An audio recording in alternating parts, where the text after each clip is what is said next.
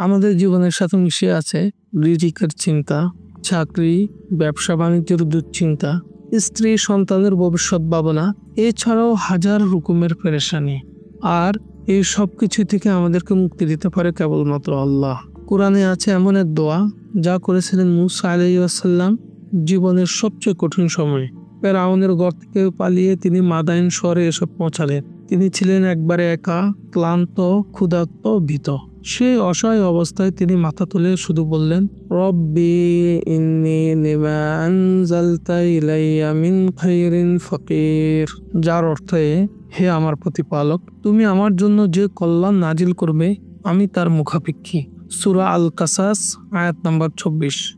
এই দোয়া করার পর মূসা আলাইহিস সালামের জন্য আল্লাহ তাআলা ব্যবস্থা করলেন নিরাপদ আশ্রয়, হালাল রিজিক বা আয়ের উৎস, ভালো পরিবার, এমনকি একজন নেককার স্ত্রী। তার সাথে সাথে তাকে দিলেন একজন অভিভাবক। আল্লাহ তাআলা তার জীবনের অন্ধকারকে মুছে দিলেন। তাহলে আজও আমরা যদি রিজিক, চাকরি, পরিবার নিয়ে দুশ্চিন্তা থাকি, তাহলে আল্লাহ সুবহানাহু ওয়া তাআলার দরবারে চোখের পানি ফেলে এই দোয়া পড়ব। নিশ্চয়ই তিনি মূসা আলাইহিস সালামের মতো আমাদের সমস্যাকেও সমাধান করে দিবেন। অন্যদিন অন্য কোনো গুরুত্বপূর্ণ বিষয় নিয়ে আলোচনা হবে। সে পর্যন্ত সবাই ভালো থাকবেন, সুস্থ থাকবেন। আসসালামু আলাইকুম ওয়া রাহমাতুল্লাহ।